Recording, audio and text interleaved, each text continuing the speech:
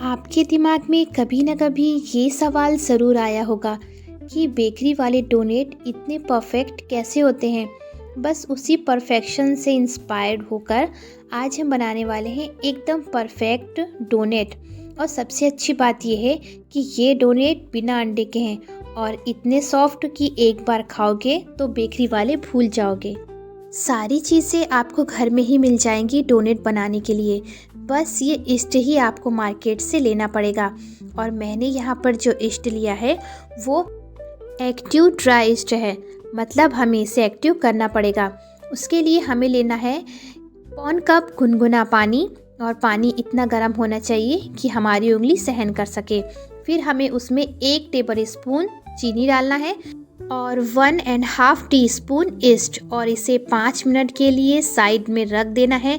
ये देखिए इस तरह से बबल आ जाएंगे, मतलब जो ईस्ट है वो पूरी तरह से एक्टिव हो चुका है।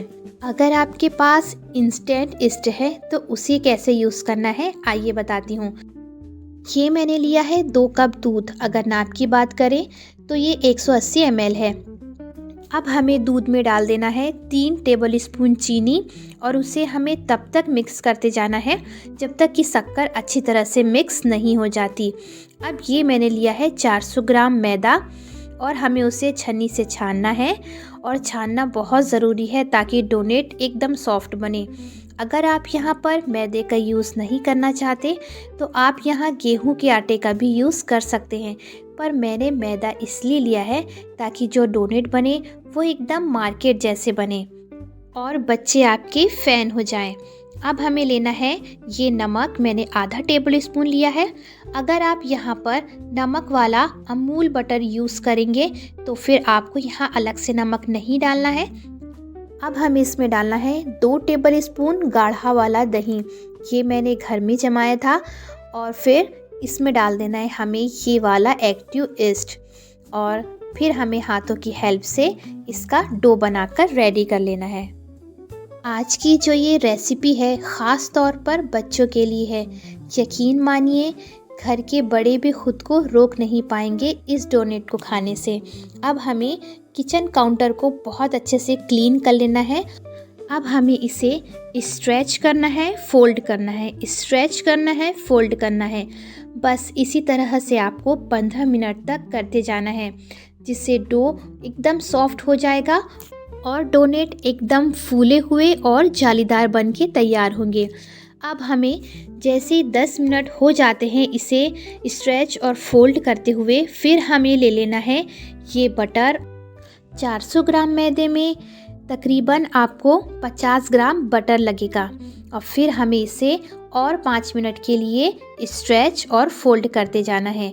इस तरह से आपके 15 मिनट कंप्लीट हो जाएंगे। आप देख रहे हैं ना, जब मैंने शुरू में इसे गूंथना स्टार्ट किया था तो ये हाथ में और काउंटर में बहुत चिपक रहा था। अब देखिए लगातार गूंथते हुए 15 मिनट हो चुके हैं और अब ये बिल्कुल भी नहीं चिपक रहा है। अब ये तो मैदा है ना, थोड़ा बहुत तो सॉफ्ट होगा ही।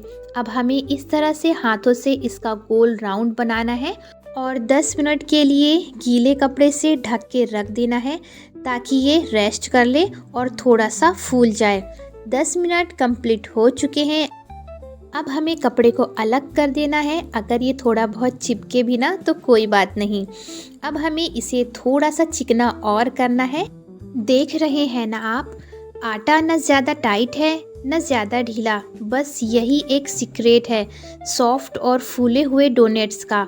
अगर आटा सही है तो डोनेट अपने आप परफेक्ट बनेंगे। अब आप एक नाइफ़ ले लीजिए और डो में कट लगा लीजिए, जिससे कि जो डोनेट है ना वो सारे सेम साइज़ के बनेंगे। सबसे अच्छी बात यह है कि डोनेट का साइज़ हमारी पसंद पे डिपेंड करता है। हम अपनी पसंद से छोटे बड़े सभी साइज़ के डोनेट बना सकते हैं। अब हमें एक साइड से डोनेट का पीस निकाल लेना है और उसे इस तरह से थोड़ी देर के लिए गूंथते जाना है, और इस तरह से आपको आटे को फोल्ड करते जाना है। आप चाहें तो इस साइज़ का भी डोनेट बना सकते हैं, पर मैं थोड़े से छोटे बना रही हूँ। और अगर ये डोनेट आपके हाथ में चिपके तो आप थोड़ा सा मैदा डस्टिंग कर लीजिए या फिर थोड़ा सा ऑयल अपने हाथों में लगा लीजिए। अब मैंने इसके 2 पार्ट्स कर लिए हैं और इनके मैं डोनेट बनाने वाली हूँ। देखिए डोनेट को किस तरह से फोल्ड करना है। जब हमने एक पार्ट्स कट कर लिया है ना, तो फिर हमें ये देखिए थोड़ा सा हाथ से राउंड शेप देना है और फिर इस तरह से आटे को फोल्ड करना है। ये करने से ना डोनेट बहुत अच्छी तरह से फूलता है और उसमें हवा बहुत अच्छे से समा जाती है। ये लीजिए सारे के सारे डोनेट बन के रेडी हो चुके हैं। अब मैंने ले लिया है ये पेपर और मैंने इस पर ऑयल लगा लिया है, क्योंकि मेरे पास ना बटर पेपर अवेलेबल नहीं था।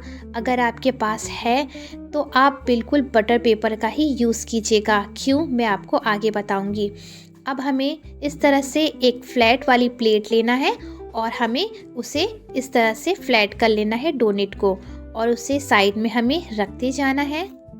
और डोनेट को हमें पास पास नहीं रखना है, थोड़ा सा स्पेस देके रखना है, क्योंकि ये बाद में फूल के डबल हो जाएंगे ना, तो आपस में चिपके ना।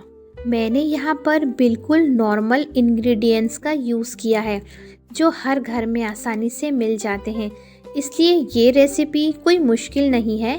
आप भी घर पर आसानी से इसे बना सकते हैं। अब मैंने इसे काउंटर पर ही रख दिया था और एक सूखे कॉटन से सारे डोनट्स को मैंने कवर कर लिया है। अब आपको इसे रेस्ट देना है 2.5 से 3 घंटे के लिए, तब ये डबल हो जाएंगे और एकदम फूले फूले हो जाएंगे। अब चलिए इसे हम डोनेट का शेप दे देते हैं। ये मैंने ले लिया है नोज़ल और उसी से ही मैंने बीच में गोल कट लगाया है और सेंटर वाले हिस्से को हमें अलग निकाल लेना है। ये लीजिए बन गया है एकदम परफेक्ट डोनेट। अब हमें तेल को गरम करना है। यहाँ पर ध्यान देने वाली बात यह है कि तेल बहुत ज़्यादा गरम नहीं होना चाहिए, वरना डोनेट बाहर से जल जाएंगे और अंदर से कच्चे रह जाएंगे। धीमी आंच पर ही डोनेट धीरे धीरे फूलते हैं और गोल्डन होते हैं। बस आपको इस तरह से चम्मच की हेल्प से डोनेट के ऊपर भी ऑयल डालते जाना है ताकि ये फूलते जाए, और फिर हमें इसे बहुत आहिस्ते से पलट देना है। ये लीजिए लग रहे हैं ना एकदम मार्केट जैसे फूले हुए डोनेट, और कलर भी देखिए एकदम परफेक्ट है। आ रहा है ना मुंह में पानी, और बच्चों को तो बहुत ज़्यादा पसंद आने वाला है। अब और आप ये देख रहे हैं ये क्या है? ये जो डोनेट का बीच वाला हिस्सा था ना, वो ये है। मेरे छोटे बेबी ने कहा कि उन्हें ये भी खाना है, तो बच्चों की फरमाइश तो पूरी करना पड़ता है ना, तो मैंने फटाफट से बीच वाले हिस्से को तल लिया है। आप इसे क्या कहेंगे मुझे कमेंट्स में ज़रूर बताइएगा। और वो कह रहा है कि इसे मैं शक्कर से कोट कर दूं और वो इसे चॉपस्टिक से खाएगा, कुछ इस तरह से। बच्चों की जो ख्वाहिशें होती है ना, वो बहुत ही ज़्यादा प्यारी होती है।